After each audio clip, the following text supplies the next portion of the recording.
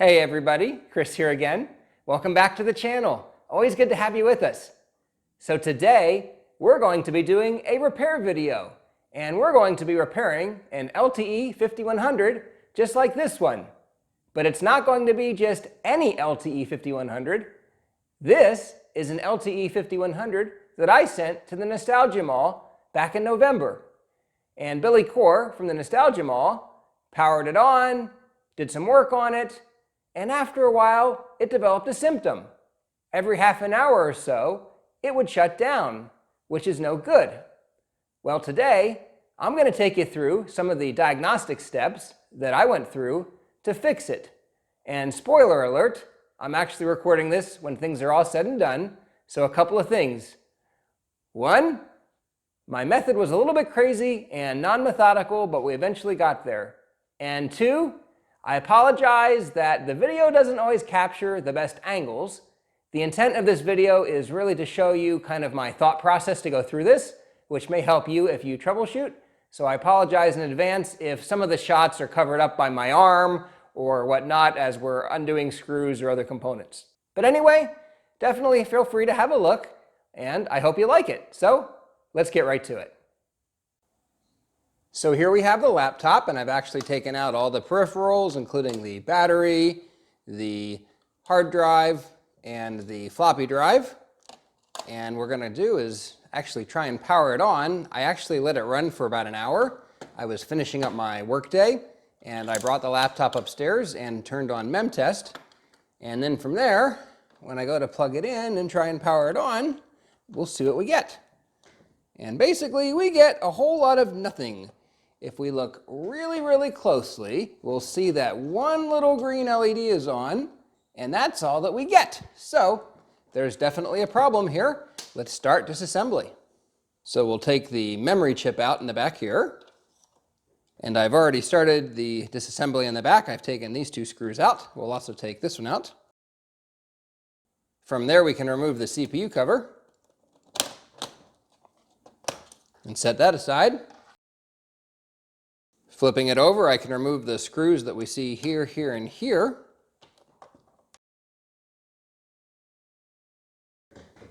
And we also have 4 screws to remove under here.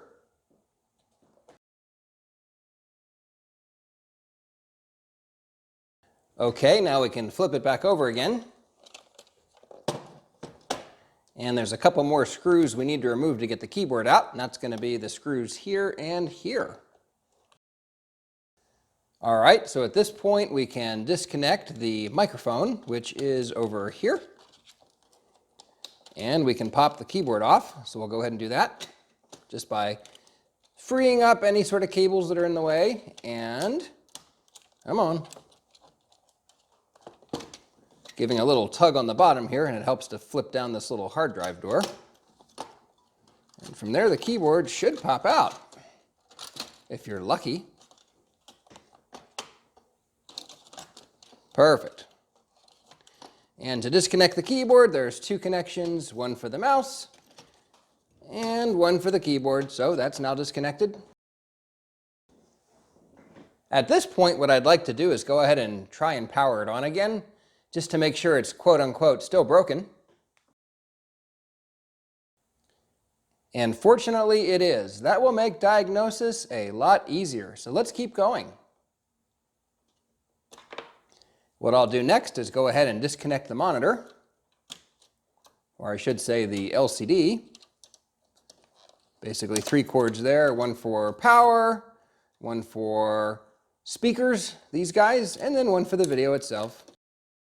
And I think I've already undone some of the screws. Oh, I still have 1 screw left to get. All right, let's pull it out. There it is. I'm going to set that on the floor. So once again, another power on test. And how can we test at this point? We don't have a screen. Well, what we can do is we can see if the lights cycle. If we get a light bar here, we'll know we've made progress. Of course, I haven't changed anything, so I expect no progress, but I like to test every step of the way. No progress. Let's go ahead and remove this, and we'll keep going.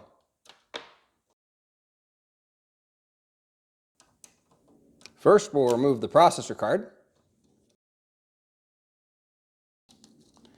And let's just try reseating it and see if that makes any difference.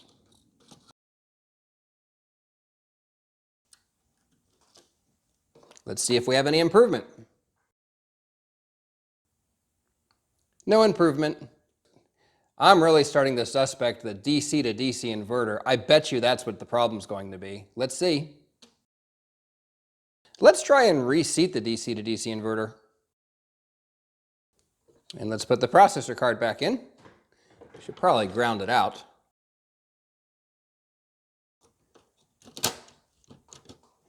All right, let's reconnect this and see what happens. No life. All right, let's start replacing stuff. Let's start with a DC to DC card. I purchased this spare motherboard, which has a DC to DC card on it and a processor. So we'll get something to work here.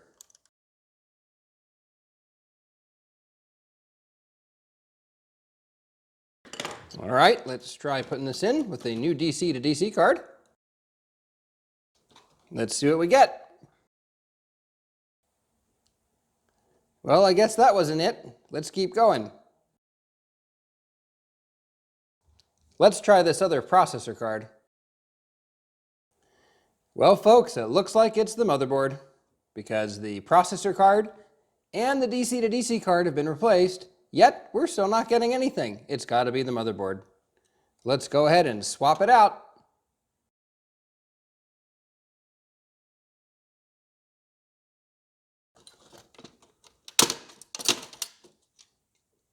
Motherboard out. Motherboard going in.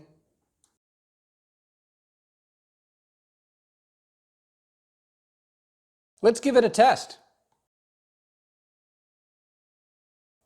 Ooh, that can't be good. All right, let's try a couple other components. I have another idea. We're going to try and rehook up the display with the LED panel disconnected.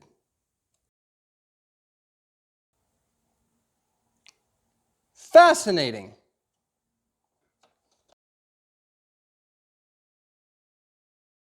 Oh, look at that. This entire panel is dead here. So my little panel test was totally in vain.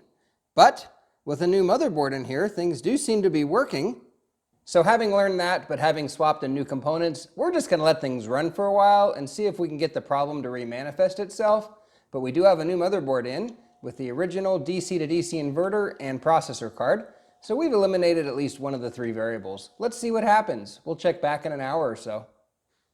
Well, I didn't have to wait too long, maybe 5 minutes, and here we are again in a completely dead state. So it's not the motherboard. I'm suspecting now either the DC to DC card or the processor card. Let's find out. This guy is feeling pretty hot. Let's start with the processor card.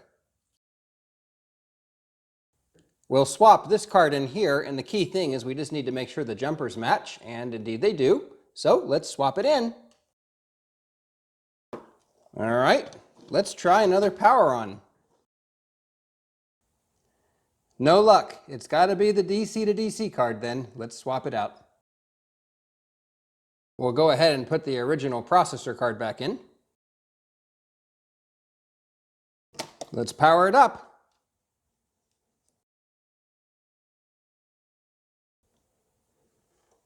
Huh, nothing.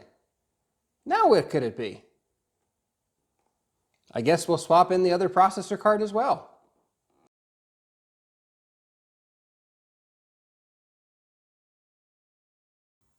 So now I'm curious. I feel like I need to swap that other processor card back in and see what happens.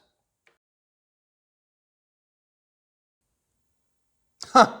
Well, that's just fascinating. We're going to run memtest again with this configuration and see what happens.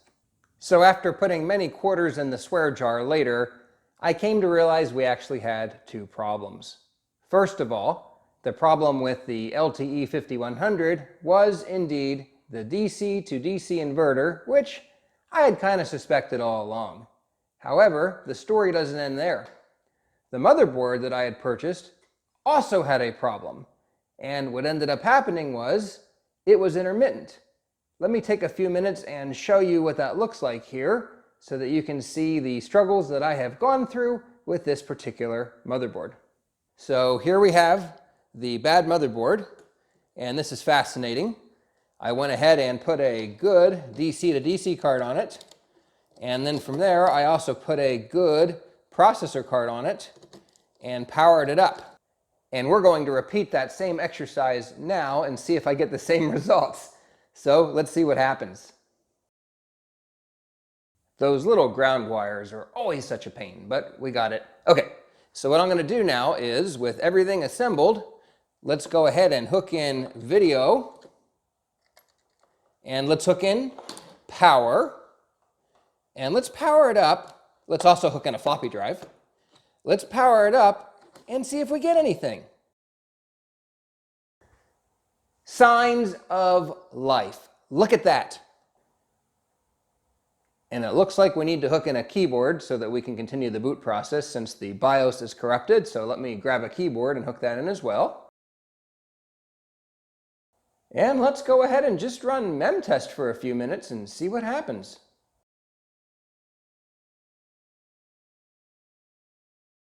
Well, there you have it, folks. We made it about 6 minutes before it decided to conk out. And that's actually longer than the last time I ran it. That's pretty impressive. But wait a minute, RetroTech Chris. Maybe the problem's with the processor or the inverter. Maybe. And I'm going to tell you that I know it's not, but just to prove it, we're going to swap in this motherboard here. But even first, let's go ahead, disconnect power, and try and power up again. So let me try that first. Huh, well look at that, it's powering up again. Fascinating. Let's let it run for a few minutes. More like a few seconds. Okay, for argument's sake, I'm going to do one more thing. I'm going to hook in a fan. Not that it should matter. We're here in the open, we've got lots of cooling. Let's see if the system is calling for a fan to be on. And it only does that once it gets a little bit warm. But let's see what happens. I'll go ahead and place the fan where it would otherwise be, which is right here. Let's power up. Looks like we're dead. Let's go ahead and unplug and plug back in one more time. Let's try powering on again. One more try. Okay, looks like we're dead. Now let's swap in that motherboard like I was talking about. All right, time to power on. So yes, indeed, the other components are good. We'll let it run memtest for just a few minutes. Well, almost 13 minutes later, and still running strong. I'm ready to declare victory, and indeed, the motherboard is the problem. Well, that's what I had for you today. Please do consider subscribing to my channel if you're not already subscribed. We'd love to have you. If you enjoyed the video, please do give it a thumbs up. That helps me quite a bit. If you didn't, well, send me a strong message by pressing that thumbs down button twice. As always, it's been great having you along for the journey today. You got to see the good, the bad, and the ugly, but hopefully it was a chance for you to learn some troubleshooting techniques if you run into a similar problem. But in all cases, that's what I have for you today. We'll see you next time. Bye.